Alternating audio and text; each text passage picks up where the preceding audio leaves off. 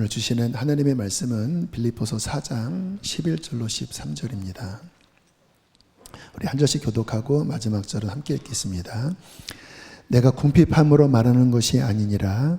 어떠한 형편이든지 나는 자족하기를 배웠노니.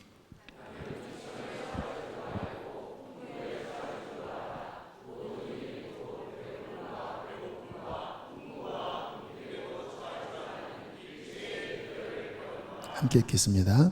내게 능력 주시는 자 안에서 내가 모든 것을 할 수 있느니라. 네. 근래 우리 교우들을 생각하면서 제 안에 드는 소원이 있습니다. 우리 교우들이 행복하게 신앙생활을 하면 좋겠다. 우리 교우들이 더 행복해졌으면 좋겠다 하는 마음이 듭니다. 이것은 단순히 그냥 덕담처럼 드는 마음이라기보다는 특별히 뉴 시즌에 하나님께서 우리 교회에 주시는 키워드가 아닌가 하는 마음이 근래 제 마음 안에 들었어요. 4월 뉴 시즌 집회 중간쯤에 14일로 알고 있는데요. 실은 4월 집회가 많았지만 광사들을 그냥 막 세우려고 하지 않고 주님이 열어주시면 그분을 세우고 아니면 그냥 우리끼리 다 하겠습니다. 감사하게 정말 정의호 목사님을 성령께서 이렇게 인도해 주셨고 제가 말씀을 들으면서 하나님께서 우리 정 목사님을 통해서 정말 메시지를 주신다 하는 느낌을 강하게 받았습니다. 아마 참여하신 분들은 기억을 하실 수 있겠지만 그때 4월 말씀 주제가 아가서 2장 11절부터 있는 말씀이었거든요. 우리 2장 11절 한번 읽어보실까요? 시작. 겨울도 지나고 비도 그쳤고.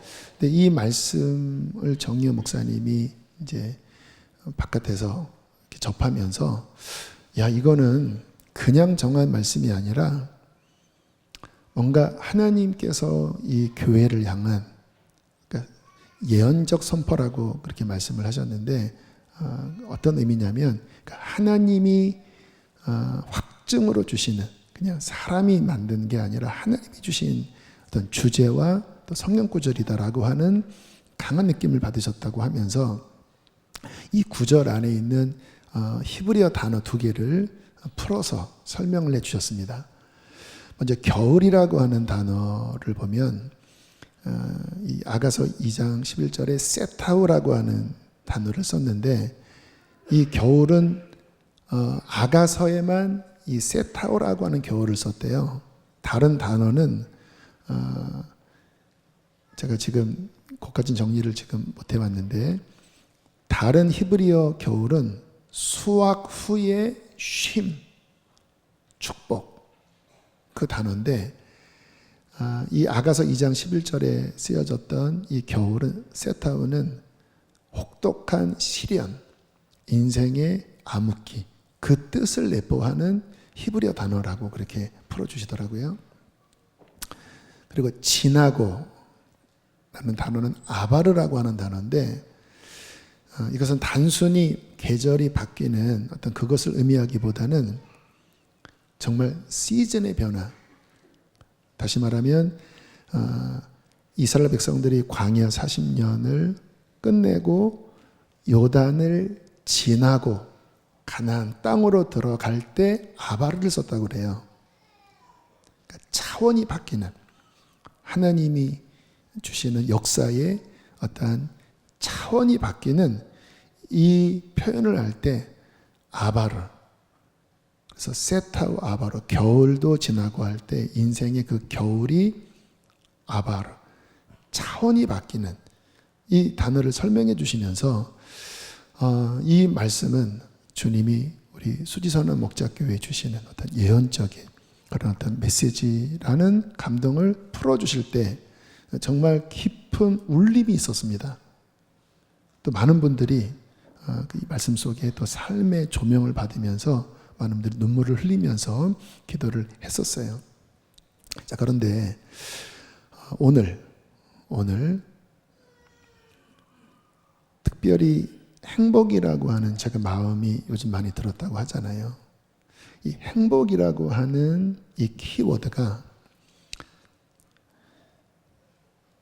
세타우 아바르, 겨울이 지난, 그리고 하나님께서 뉴 시즌의 문을 열어주시는 특별히 우리 공동체에게 하나님이 주시고자 하시는 그 핵심이 행복이라는 거예요.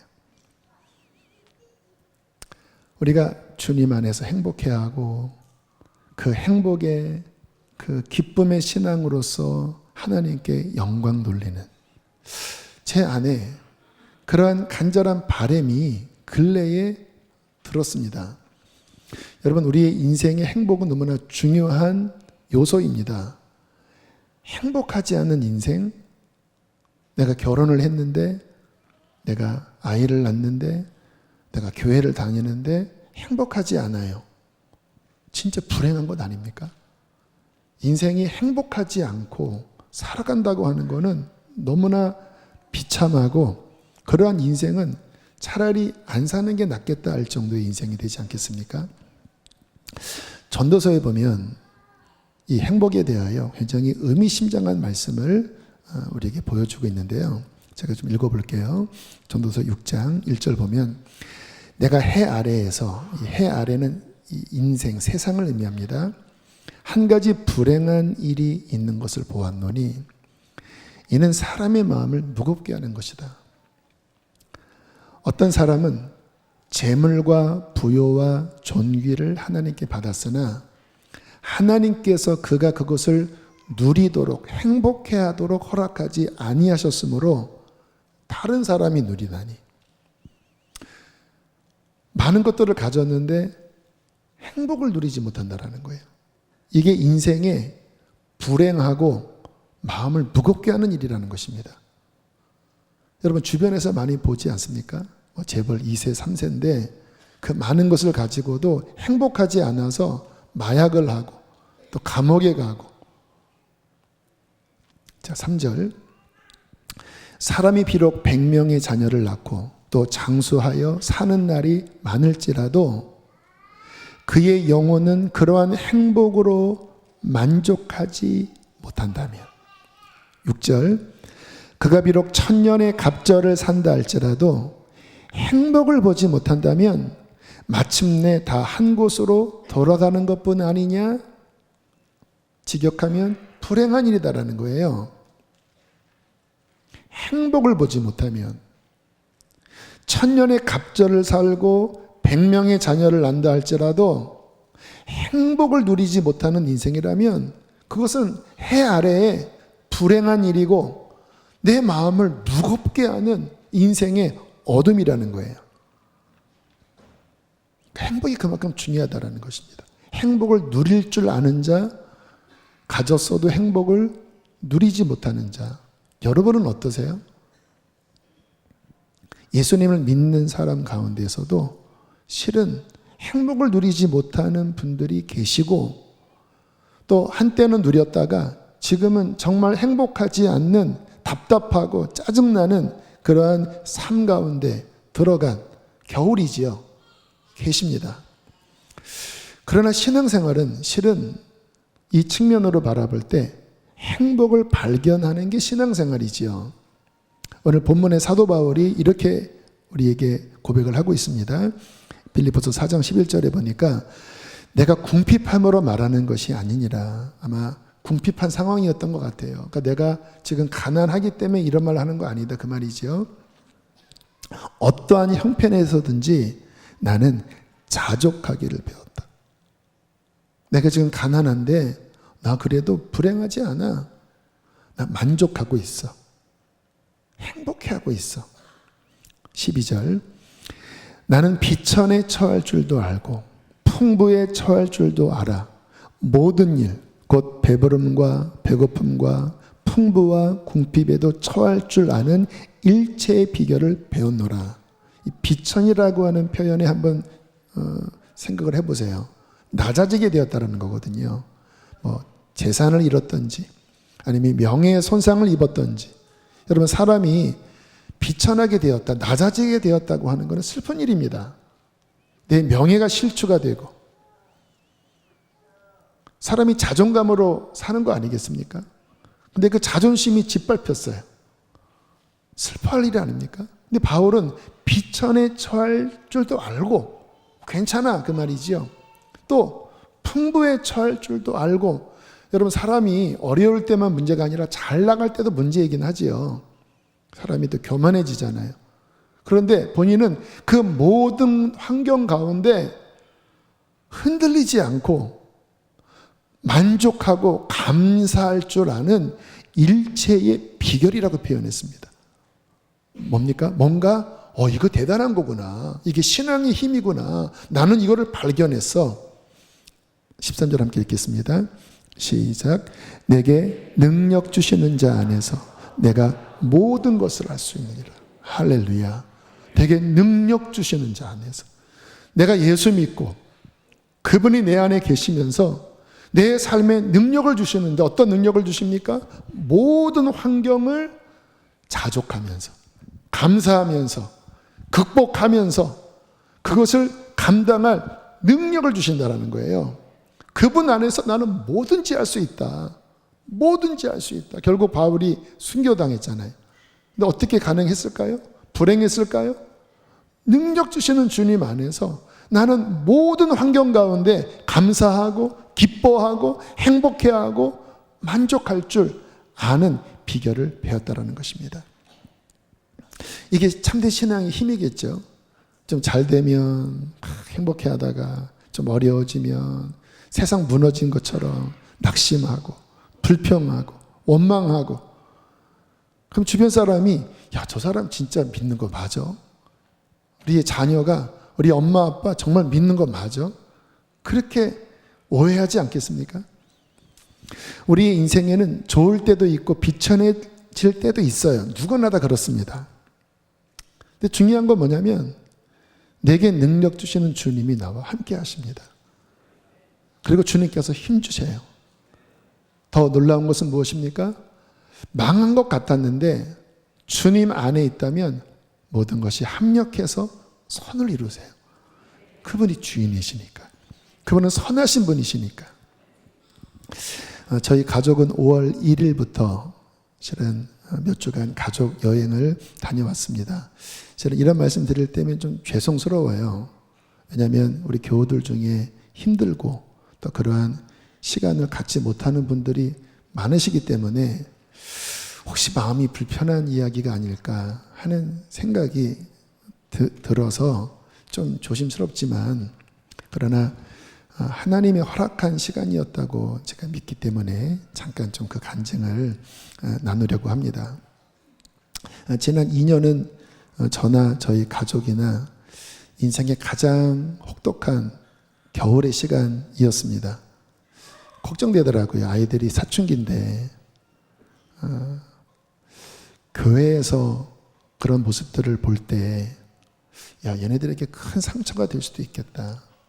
그래서 좀 제 마음 안에 위태위태한 마음도 들었고, 저희 아내는 더 할 나위 없이 좀 걱정스러운 마음이 있었는데, 감사한 것을 함께 예배하면서 특별히 우리 공동체, 우리 교우들의 기도와 또 보호 속에 그 셋하고 겨울의 시간을 잘 지났습니다. 다시 한번 여러분에게 감사드립니다. 이제 4월에 뉴 시즌 집회 14번의 그 시간을 마치면서 제 마음 안에 좀 가족 간의 시간을 갖는 것이, 특별히 가정의 달에 제가 설교를 하진 않았지만 그래서 강사들을 세웠잖아요. 어쩌면 이 가정의 달에 꼭 필요한 시간이겠다고 하는 생각이 들었습니다. 작년 말 구역회 때 저는 안식년 좀 비용도 여러분들이 그 부분에 대해서 확인을 해 주셔서 컨펌을 해 주셔서 또 계획위원들과 함께 나누면서 한 3주만, 한 달치 해서 한 3주만 좀 다녀오겠습니다. 좀 가족 간의 시간이 좀 필요합니다. 그렇게 해서 잘 결정을 해 주셔서 다녀왔는데, 정말 제 생애에 이렇게 하나님이 누리게 하시나, 하는 시간을 실은 보냈습니다. 왜냐하면 제가 선한목적교회에 있을 때도 그때 이제 안식월 3개월 받았을 때 주님이 놀러 못 가게 하셨거든요. 되게 그때 짜증났었습니다. 하나님 기도하라고 하시면서. 그래서 그때도 뭔가 이렇게 뭐 그런 시간. 그리고 보면 항상 저는 뭔가 이렇게 누리기보다는 꼭 이렇게 고난을 지나게 하시는, 아시죠? 그래서 주변에 제 뭐 친구들이나 뭐 동료 목사님이 참 강 목사는 참 그렇다 늘 그랬었는데 이번에는요 정말 하나님이 풍성하게 누리게 하시고 또 날씨가 가는 데마다 막 전날 비 왔다가 확 개고 너무너무 정말 하나님이 이러한 선물을 주시는구나. 보통 이제 그 전에 뭐 가족 여행 가면 애들 어리니까 꼭 가서 뭐 짜증내고 싸우는 그런 식 꼭 있었거든요. 이번에 한 번도 안 싸웠어요. 2주, 3주 동안 한 번도 안 싸우고 5월 첫 주로 기억됩니다. 5월 7일이었던 것 같아요. 그때 이제 저희는 이제 주일 가정 예배를 드리게 되었는데 찬양이 하나 생각이 났습니다. 주 이름 찬양, 풍요한 강물 흐르는 부유한 땅에 살 때 주님 찬양해. 주 이름 찬양, 거칠은 광야와 같은 인생길 걸어갈 때도 주님 찬양해. 모든 축복 주신 주님 찬양하리. 어두운 날이 다가와도 난 외치리. 이 찬양이 계속 떠오르면서 지나간 셋하고 2년의 시간들이 떠올랐습니다. 위태위태했던 시간들, 힘겨웠던 시간들. 그런데 그 시간이 지나고 지금 이렇게 온 가족이 하나님이 주시는 이 은혜 속에서 누리면서 행복해하는 이 모습이 이렇게 파노라마처럼 제 안에 이렇게 떠오르면서 이 찬양의 가사, 풍요한 땅에 살 때도 거칠은 광야를 지날 때도 주님 찬양해. 주님은 주시며 주님은 또 찾으시네. 내 마음에 하는 말 주 찬양하리. 우리 가족들에게 제가 그런 이야기를 했습니다. 특별히 자녀들에게 우리 가족들에게 어려운 시간이 있었다. 근데 지금 보아라. 하나님이 우리를 이렇게 위로해 주고 계신다. 아이들도 다 느꼈거든요. 너희들이 꼭 기억할 것이 있어. 우리 인생에는 어려운 시간이 반드시 있어. 그런데 지금 이 시간을 봐. 주님이 함께 하시기 때문에 그 시간이 지나면, 이기면 반드시 회복의 시간이 온다. 바로 지금이 그 모습이야. 너희들은 이 시간을 잘 기억해야 돼. 너희들의 삶에 어려움이 와도 절대 낙심하지 마. 하나님 안에 있으면, 그 시간을 통과하면, 승리하면 반드시 회복을 주셔.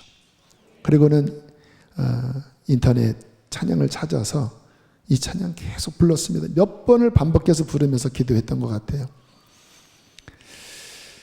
여러분, 우리가 왜 행복해해야 할까요? 오늘 사도 바울의 고백처럼 주님이 함께 하시기 때문입니다. 주님 믿는다고 나아지는 것 아닙니다. 여전히 어렵고 상처도 받고 문제가 있지만 내게 능력 주시는 주님, 그분이 우리 안에 계시고 내가 그분 안에 있습니다. 5월 가정의 달입니다. 여러분, 가정에 무엇이 중요할까요? 우리가 신앙생활을 하면서 뭔가 막 영웅적인 그런 대단한 뭔가를 생각하지만 저는 정말 가정의 달에 중요한 것은 행복이라고 믿습니다. 예수님 믿는 남편이 행복하지 않아요. 예수님 믿는다고 하는 아내가 행복하지 않아요. 엄마 아빠가 행복해 보이질 않아요. 예수님 믿는다고 하는 자녀들이 행복하지 않아요. 점수 1점, 2점에 일희일비해요. 우리 둘째 아이가 지금 고3이거든요.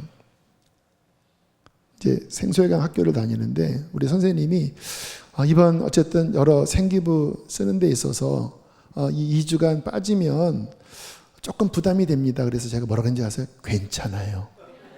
우리는 갔다 오고 말 거예요. 실제 마음이었습니다. 점수 1점, 2점에 그 생기부 어떤 것에 거기에 행복이, 불행이 좌우된다면 여러분 그건 아니겠죠. 여러분 가장 상담학적으로 자녀들에게 줄 수 있는 가장 큰 선물이 뭔지 아세요? 엄마 아빠가 행복하게 사는 것이라고 합니다. 그때 안정감을 느껴요. 엄마 아빠가 어떠한 상황에서도 행복해야 할 때 정서적으로 엄청난 유산이 그들 안에 부어지는 것이죠. 오늘 유아 세례를 베풀었는데 유아 세례는 아이의 믿음으로 주는 게 아닙니다. 저도 세례를 주면서 이것이 아직 믿음이 없는데 유아 세례는 부모의 믿음으로 주는 거예요. 어떠한 약속이 바탕되어 있냐면 이 아이를 반드시 주의 교양과 훈계로 양육해서 믿음의 자녀로 키우겠습니다 하는 부모의 결단 속에서 세례를 주는 거예요. 뭐 성경적으로도 틀리지 않다고 봅니다. 여러분 이 자녀들이 커나가면서 언제 부모의 모습을 통하여 하나님을 생각하게 되고 믿게 될까요?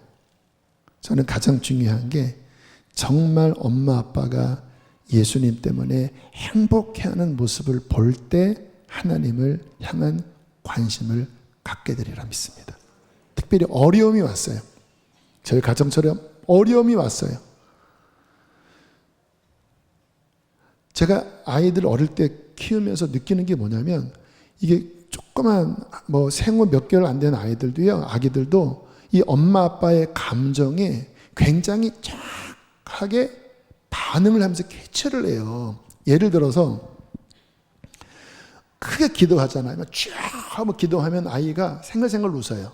근데 엄마 아빠가 싸우는 소리, 야, 그러면 아이가 확 긴장하고 뭔가 얼굴이 굳어가요. 똑같은 큰 소리 톤인데 기도할 때 하는 그 톤의 감성과 싸우고 뭔가 긴장된 이것을 아이가 분별해내더라고요. 여러분 아이들이 압니다. 엄마 아빠가 어려운 가운데서도 정말 기도하면서 하나님 안에서 이기고 있구나. 주님 때문에 분명히 어제까지는 막 먹구름이었는데 함께 기도하고 예배하고 그렇게 하나님 앞에 부르짖으면서 다시 하나님의 따사로운 은혜의 햇빛이 비추면서 와, 승리하셨구나. 과연 하나님이 계신가? 엄마 아빠 얼굴을 보니까 행복해하는 모습을 보니까 하나님이 계신 것 같아. 여러분 자녀들에게 줄 수 있는 최고의 믿음의 증거는 어려움 가운데 주 안에 누리는 기쁨이라고 믿습니다. 베드로전서 3장 6절에 보면 베드로가 아내의 어떠한 중요한 자질을 이렇게 가르쳐 주고 있어요. 함께 읽어보실까요? 시작. 아무 두려운 일에도 놀라지 아니하면 아무 두려운 일에도 놀라지 아니하면 그의 딸이 된 것이다. 하나님의 딸이 된 것이다. 근데 조건이 뭐예요? 아무 두려운 일에도 놀라지 않는, 어려운 가운데서도 그 신앙의 힘으로 평온하고 오히려 주 안에서 기쁘게 예배하고 그 주님의 살아계심을 증거하는 그 모습을 어머니가 보이라는 거예요. 여러분 어떠십니까? 이 하나님께서 말씀하시는 그 아무 두려운 일에도 두려워하지 않는 주님 때문에 자족하는 그 신앙의 증거가 여러분의 표정 속에서, 여러분의 말 속에서, 여러분의 가정 안에 있나요? 자, 어떻게 이 행복, 인생의 중요한, 이 교회 시즌의 중요한, 또 우리의 가정의 중요한 행복을 어떻게 우리의 삶에 누릴 수 있을까? 내 것이 되게 할 수 있을까? 가장 중요한 첫 번째는 구원을 얻는 것입니다. 지난주에 장례가 있었습니다. 소천하신 우리 유성희 집사님은 교회 7년 전 이제 교회가 건축하고 들어올 즈음에 실은 우리 집사님의 가족도 서울에 사시다가 좀 공기 좋은 곳에 집을 짓고 살기를 원하는 마음 때문에 교회 건축 시즌과 비슷하게 동천동의 부지에 이제 주택을 실은 지으신 분이십니다. 근데 첫 번째 업자는 좀 어려운 업자를 만나서 좀 고생하시다가 이제 두 번째 업자는 우리 교회 권사님이셨던 분이 이제 그 일을 하시면서 자연스럽게 우리 교회를 소개해 주셨어요. 또 감사하게도 따님이 우리 교회를 한 1년간 나오고 있었습니다. 그 가정에 가서 신방을 했지요. 감사하게 뭐가 무르익었는지 거의 예순이 되신 부부셨는데 저희 교회 등록을 하셨고 얼마 지나지 않아서 암이 발병이 되셨습니다. 그리고 이제 코로나 기간 거치면서 감사하게 이제 마음이 가난해지게 되셨으니까 말씀을 붙잡고 특별히 구원에 대해서 내가 진짜 구원 받았나? 당장 이제 암 말기 상황이 되니까 천국 지옥 문제가 이분에게는 실제가 됐잖아요. 저는 이분에게뿐만 아니라 우리 모두에게 천국 지옥이 실제가 되기를 원합니다. 이분에게는 실제인 거예요.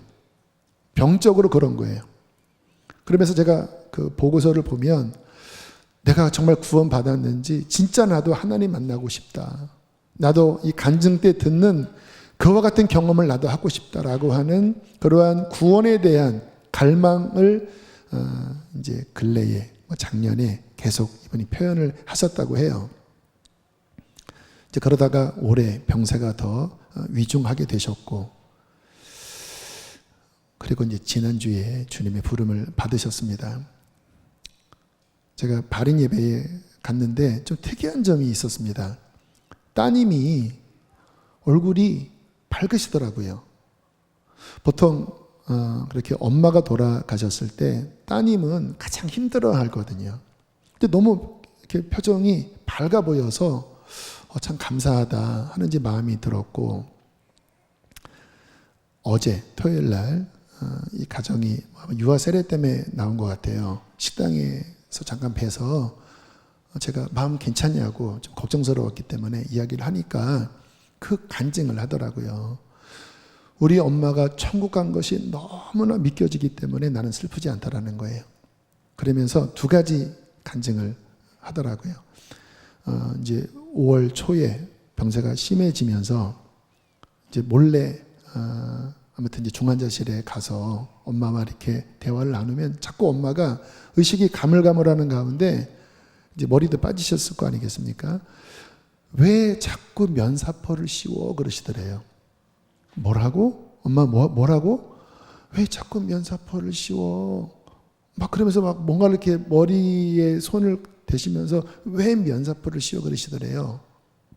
퍼뜩 생각나는 게 우리가 예수님의 신부지. 엄마 우리가 예수님의 신부야. 아마 예수님께서 엄마에게 면사포를 씌워주시는 것 같아. 엄마 기뻐해. 근데 그 기간에 또 하나의 사건이 있었는데 이제 목원 중에 집사님 한 분이 우리 소천하신 유 집사님을 위한 어떤 중보를 성령께서 한 달 정도 시키셨다라는 거예요. 근데 기도만 하면 그렇게 통곡의 눈물이 나오고 특별히 그 집사님의 구원을 향하여 막 기도하다가 끝쯤에 주님께서 또 환상을 보여주시는데 그런 웨딩하는 그런 하얀 옷을 입은 그러한 모습을 보여주시면서 눈물이 그치고 우리 집사님 천국 가시겠구나 하는 그런 기도의 경험을 하셨다라는 거예요. 이 경험을 따님에게 조심스럽게 내가 이런 얘기 잘 안 하는데 실은 기도하다가 주님이 이런 모습을 보게 하셨어. 근데 그 때가 어머니가 왜 자꾸 면사포를 씌워 했던 그 기간과 맞물린 시간이었습니다. 그리고 이제 급격하게 건강이 악화되시면서 이제 지난주에 소천하신 거예요. 근데 가족들에게는 특별히 딸에게는 너무나 깊은 확신, 몇 년 전만 해도 교회를 다니지 않으셨던 어머니가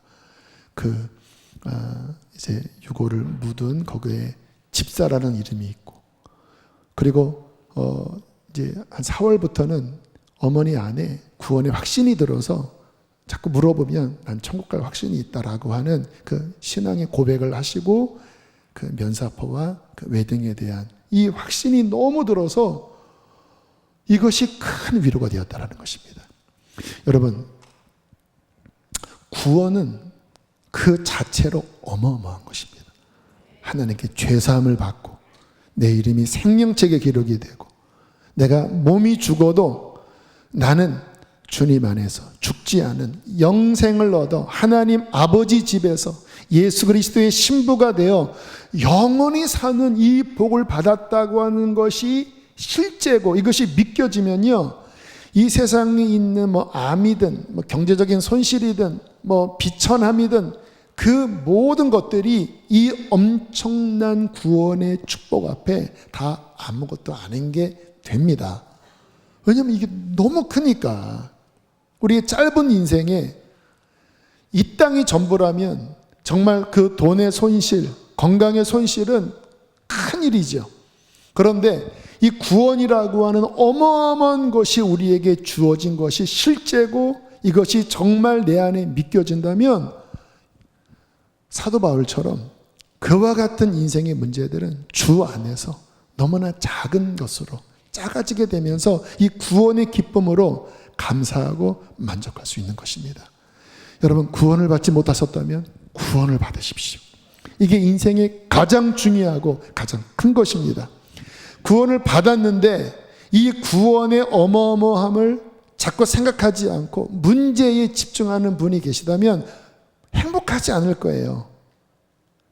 행복을 누리지 못하는, 가장 큰 것을 가지고도 행복을 누리지 못하는 바보 같은 신앙생활 하지 마십시오. 내가 받은 구원이 얼마나 큰지를 기억하면서 하나님 앞에 감사할 줄 아는 우리 모두가 되기를 축복합니다. 이게 첫 번째 구원이고, 두 번째는 믿음을 더 키울 필요가 있습니다. 여러분, 예수님 믿는다고 고난에서 면제되지 않아요.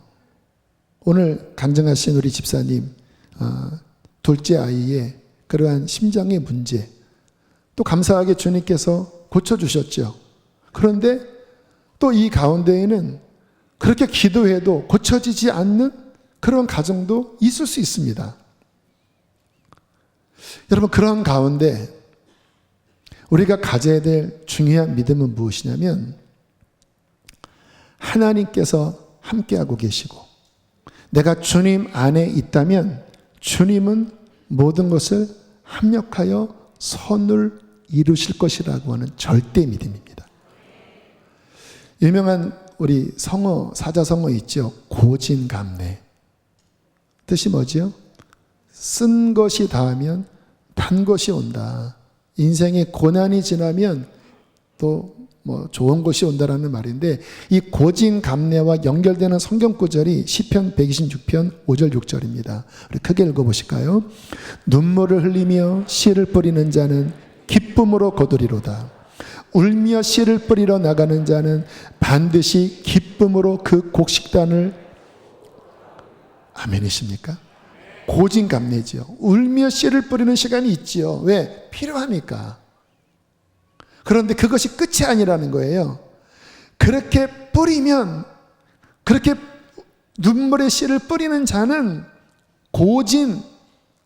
고난이 지나면 감래, 단 것이 오는데 그 기쁨의 열매의 그 곡식단을 반드시 거두리로다. 믿음은 뭐예요? 여러분, 믿는다고 슬프지 않지 않아요. 사람의 감정은 피부와 같아서 뜨거우면 따갑고 가시가 찔리면 아야합니다. 그러니까 우리는 이 땅에 살면서 연약한 우리의 육신과 우리의 혼을 갖고 있기 때문에 이 땅에 살면 아무리 목사라도, 아무리 교인, 성령 충만한 사람일지라도 어려울 때는 어려워요. 근데 문제는 뭐예요? 중요한 건 뭐예요? 그 순간에 믿음을 붙잡는가. 주님, 내 마음은 지금 힘들지만 내가 낙심하지 않을 것은, 절망하지 않을 것은 주님이 함께 하십니다. 주님이 힘 주십니다. 믿음을 붙잡으면 다시 믿음의 감각이 생깁니다. 그렇지, 괜찮아, 이길 거야. 주님이 함께 하시잖아. 이 어려움 때문에 나 더 기도하고 있잖아. 그렇게 믿음으로 잘 통과하면 반드시 그 셋타워가 지나면, 아바를 지나면 주님께서는 기쁨의 열매를 거두는 행복한 시간을 주시는 거예요. 그럼 행복한 시간을 주실 그때만 행복하냐? 아니요. 셋타워의 시간 속에서도 하나님 앞에 믿음으로써 감사합니다, 나는 자족합니다 할 줄 아는 그 신앙의 근력을 가진 우리가 되어야 할 줄로 믿습니다. 마지막 세 번째는요, 교회에 대한 말씀을 좀 하고 싶어요. 제가 이 행복이 특별히 교회의 이 뉴 시즌에 주님이 주시는 어떤 키워드라고 말씀을 드렸잖아요. 좀 교우들을 보면 행복해하는 교우들을 많이 봐요. 함께 겨울을 지나면서 함께 기도하고 잘 이기신 분들이, 막 어떤 행복을 누리는 분들이 제 눈에 들어옵니다. 근데 가장 제 안에 눈에 들어오는 세대가 다음 세대 아이들입니다. 아이들이 행복하게 기도를 합니다. 억지가 아니에요. 제가 제 아내에게도 자주 그런 얘기합니다. 억지로 뭐 시키지 말아라고. 왜냐하면 억지로 하면 나중에 부작용이 생기더라고요. 그거 하기 싫어집니다. 그래서 기쁘게 성경을 읽고 기쁘게 예배해야지, 막 숙제하듯이 기도했어, 성경 읽었어 이러지 마시라고 그렇게 이제 얘기를 하는데, 근데 아이들이 기쁘게 예배해요. 이제 우리 뭐 그런 집회 때 보면 많이 아이들이 예배하고, 또 이제 설교 시간에는 뭐 제가 설교를 못해서 그런지 또 싹 나가서 또 이 막 예배당을 막 휘젓고 다닌다고 합니다. 막 숨바꼭질도 하고 막 땀을 뻘뻘 흘리면서. 그래서 우리 교역자들한테 비상이 걸렸는데, 저는 물론 이제 잘 안전을 위해서 통제를 해야 되겠죠. 그래서 뭐 나름 담당자도 지금 정하고 있는데, 근데 저는 일단 이 환경 자체를 좋게 봅니다.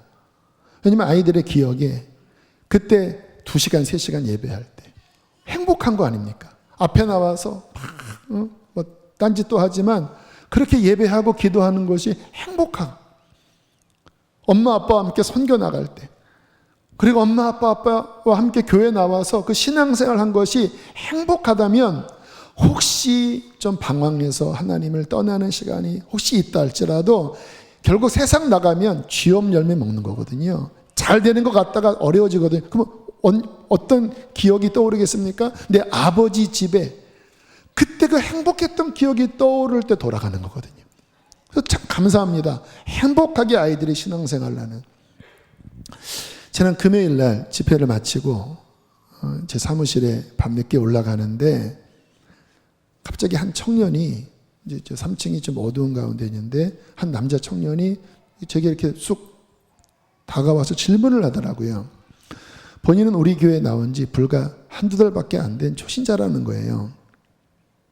근데 목사님, 본인이 예배를 드리면서 희망을 찾았습니다, 이런 이야기를 하더라고요. 보니까 초신자는 아니었습니다. 그러니까 우리 교회 온 지 불과 2달 미만 되었다는 그 이야기인데, 본인이 어릴 때부터 경험한 교회는 어른들이 권력 다툼하고 사람의 파벌로 싸움에 얼룩진 그런 교회였고, 그래서 신앙생활을 하면서 하나도 행복하지 않았고, 심지어는 마음의 병까지 찾아와서 우울증 같은 게 찾아왔나 봐요. 그렇게 교회는 희망이 없어. 그리고 신학생이라고 하더라고요. 근데 어떻게 우리 교회에 와서 예배를 드리는데 희망을 발견했다라는 거예요. 이게 뭐지? 내가 여기 예배, 본인의 교회가 더 컸다고 그러나, 근데 뭐 규모를 떠나서 왜 여기서는 사람들이 예배하면서 행복해하고, 또 막 아이들도 저런 모습, 저게 뭐지? 내가 생각하는 교회는 부정적인 이미지인데 그게 뭔지를 알려달라고 이야기를 하더라고요. 우리 교회도 막 싸웠잖아요. 그래서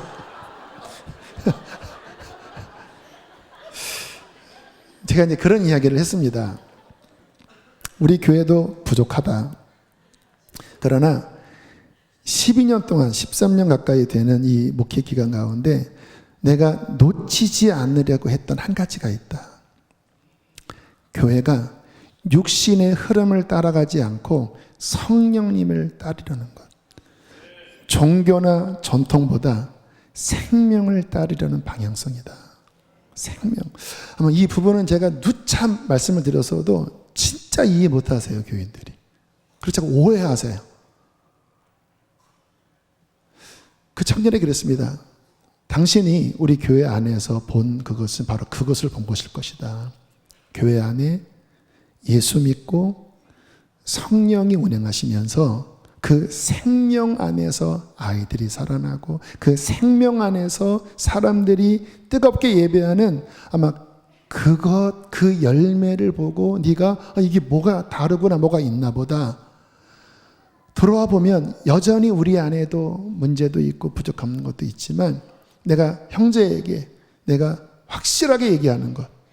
우리 교회는 그 생명의 방향, 성령의 방향, 이 방향을 나는 놓지 않을 것이다. 여러분, 교회가 실은 엄밀하게 말하면 하나님의 나라의 신적 공동체입니다. 예수님이 머리시고 우리가 주님의 몸이 되고 우리 안에 성령 하나님이 생명으로 흐르고 그리고 그 하나님의 통치 안에 우리가 사랑하고 연합되어 하나님의 나라를 꿈꾸며 나갈 때 여러분 주님의 나라 그 천국이 우리 안에 이미 임한 것입니다. 그때 행복하지 않겠습니까? 왜 주님이 함께 하시는 것보다 더 큰 만족과 행복이 어디 있겠습니까? 근데 왜 그 형제가 또 왜 우리 교회 안에 그런 어려움, 아픔을 왜 겪게 될까? 육신이 앞선다면 목사인 제가 제 어떤 자아로 어떤 인간의 어떠한 곳으로 나가고 교회 안에 무슨 장로 파벌, 무슨 뭐 직분 파벌, 무슨 뭐 가족 파벌 그렇게 인간이 앞선다면 교회처럼 냄새나는 것은 없습니다. 왜냐하면 진짜 오히려 더 세상보다 오히려 더 치사스러워요. 그러나 교회가 정말 성령님을 따르고 성령 충만하고 그리고 함께 연합된 그런 공동체가 된다면 우리 안에 능력 주시는 주님 안에서 참된 행복을 누리게 될 줄로 믿습니다. 함께 그와 같은 교회를 저는 세워나갔으면 좋겠어요. 그때 우리 교회 안에 하나님 주시는 행복이 넘칠 것입니다. 4월 30일입니다. 이제 뉴시즌 마지막 집회에 있는 그날 한 집사님 부부가 면담을 요청을 해왔습니다.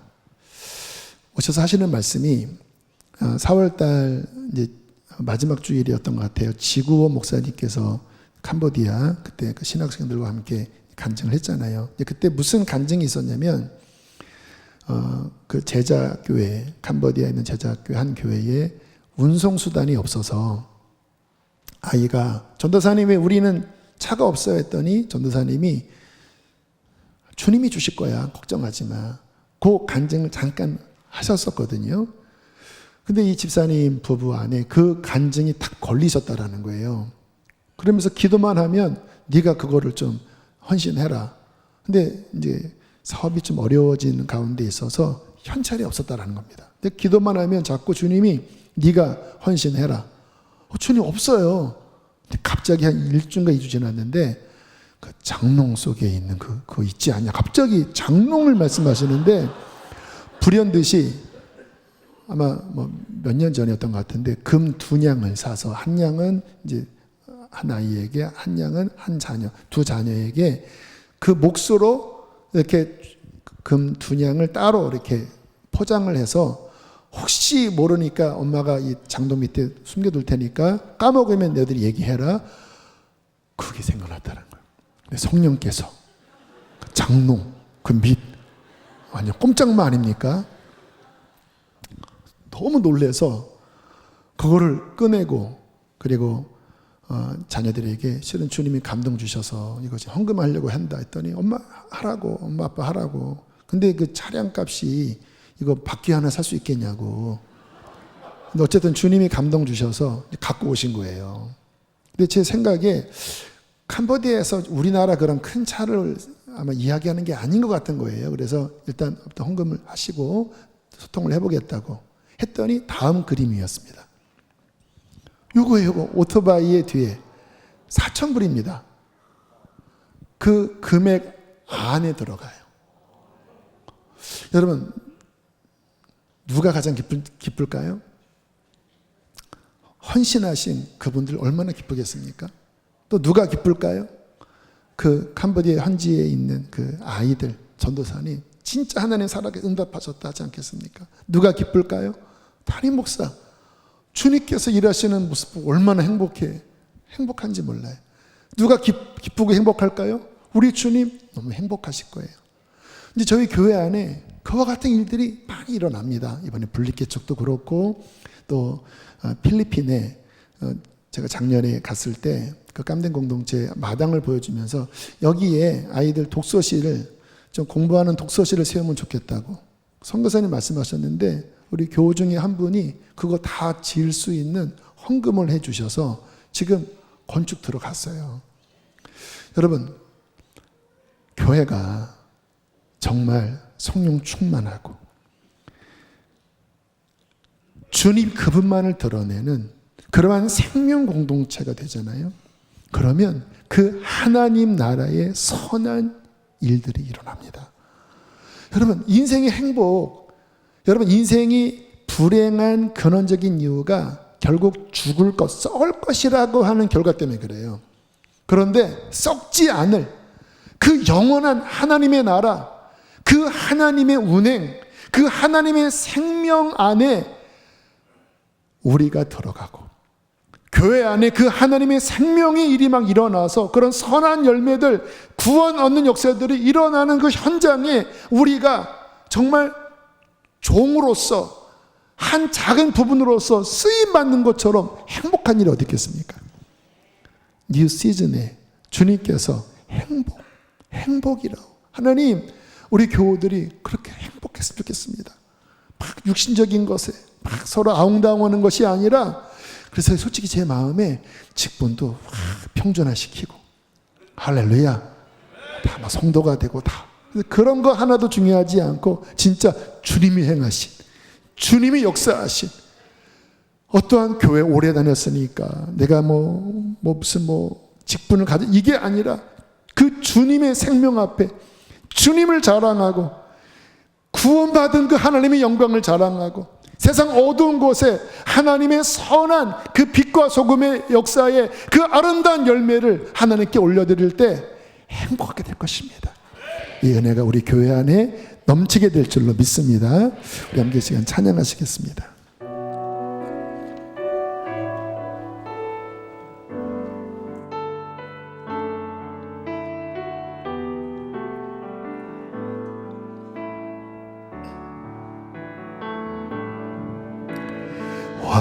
화려하지 않아도 정결하게 사는 삶, 가진 것이 적어도 감사하며 사는 삶, 내게 주신 작은 힘 나눠주며 사는 삶, 이것이 나의 삶의 행복이라오.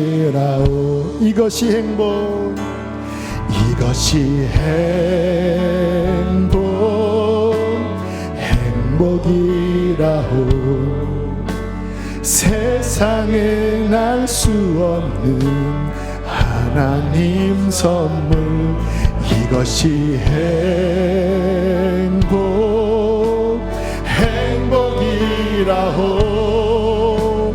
하나님의 자녀로 살아가는 것, 이것이 행복이라오. 눈물 날 일 많지만, 눈물 날 일 많지만 기도할 수 있는 것, 억울한 일 많지만 주를 위해 참는 것, 비록 짧은 작은 삶 주 뜻대로 이것이 나의 삶의 행복이라오. 아멘. 이것이 행복이라오. 세상은 알 수 없는 하나님 선물. 이것이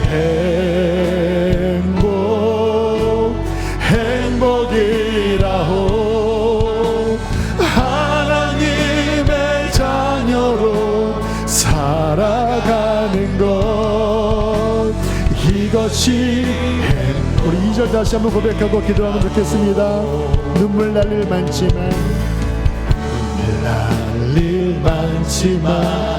기도할 수 있는 건 억울한 일 많으나 주를 위해 참는 것.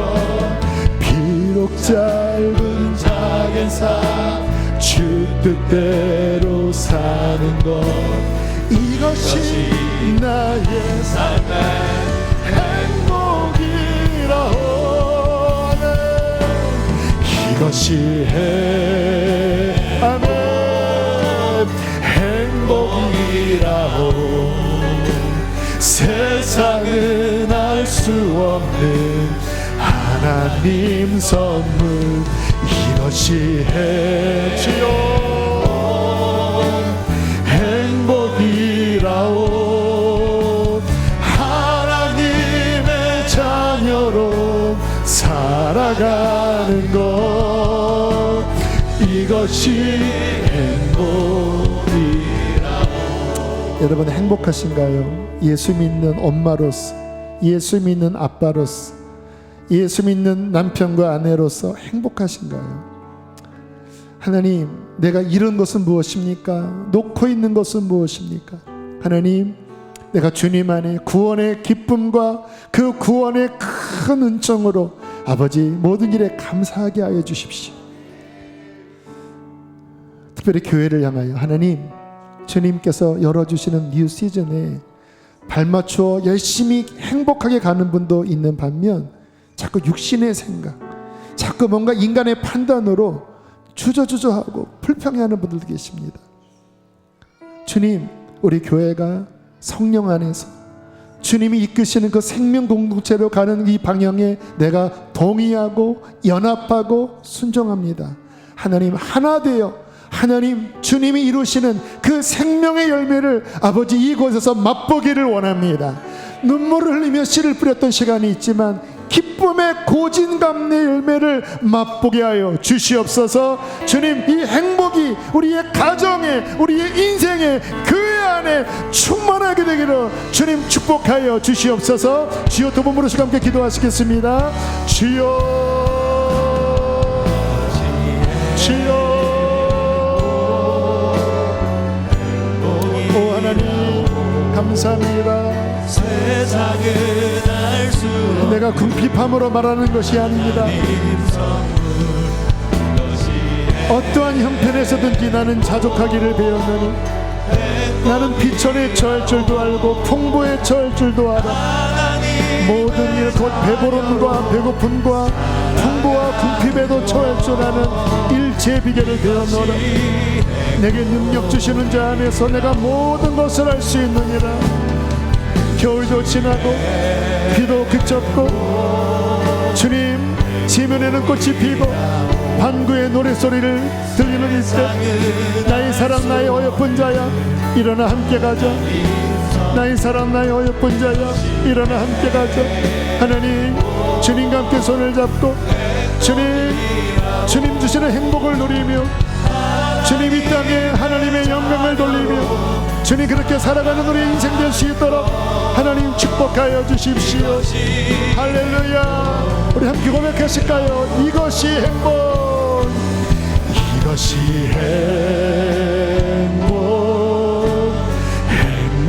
행복이라오. 아멘. 세상은 여러분의 가정이 행복할지어다. 이것이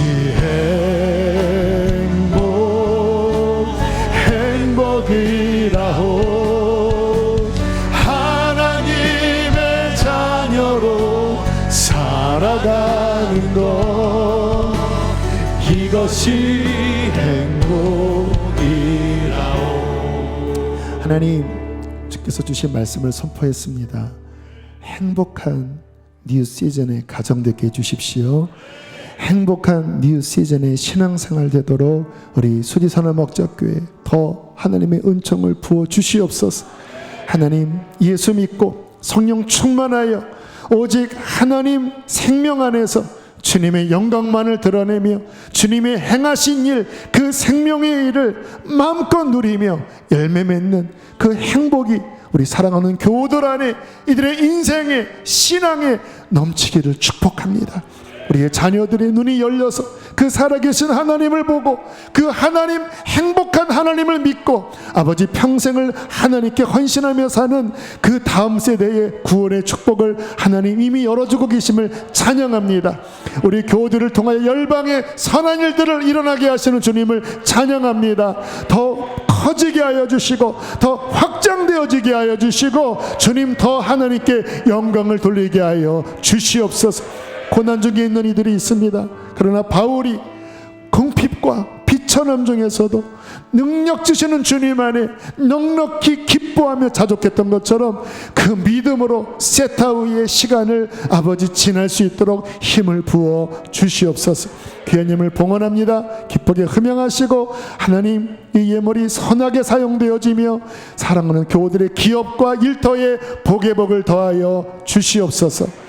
이제는 우리를 죄에서 건지신 예수 그리스도 구원의 은혜와 하늘 아버지의 그 크신 사랑과 성령 하나님의 교통하심이 주님 주시는 행복, 그것을 간절히 갈망하며 예배한 성도들 안에 영원히 함께 있을지어다. 아멘.